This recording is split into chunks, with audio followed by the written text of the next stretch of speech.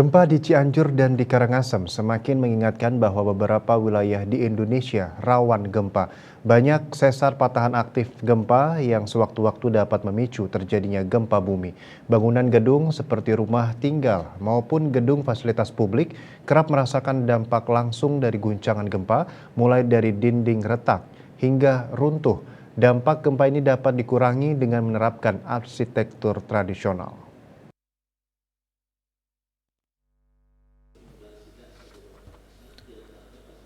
Arsitek Dharma Gusti Putra Agung Kresna memaparkan runtuhnya bangunan oleh gempa diakibatkan adanya penggunaan material semen dan beton yang kurang tepat.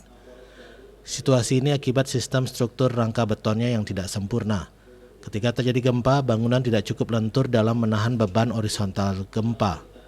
Dalam hal ini, masyarakat perlu memahami mitigasi bencana gempa secara tepat dan terarah, serta selanjutnya akan memahami upaya dalam mengurangi risiko bencana gempa.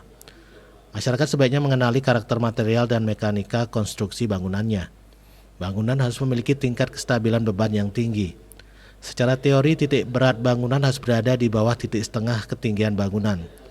Itulah sebabnya nenek moyang kita banyak menggunakan bahan ijuk maupun rumbia sebagai penutup atap karena ringan. Semakin ke bawah, material yang digunakan lebih berat. Secara tradisional, kayu atau bambu lebih banyak digunakan. Namun kemajuan teknologi memungkinkan penggunaan beton dan baja. Sepanjang sistem strukturnya diterapkan dengan benar, sehingga bangunan tetap lentur saat terdampak gempa. Keunikan bentuk bangunan hunian masyarakat Indonesia yang berbeda-beda antar daerah merupakan bukti kearifan budaya masyarakat Indonesia dalam menanggapi kondisi alam lingkungan kehidupan mereka. Hal ini merupakan bentuk strategi adaptasi nenek moyang.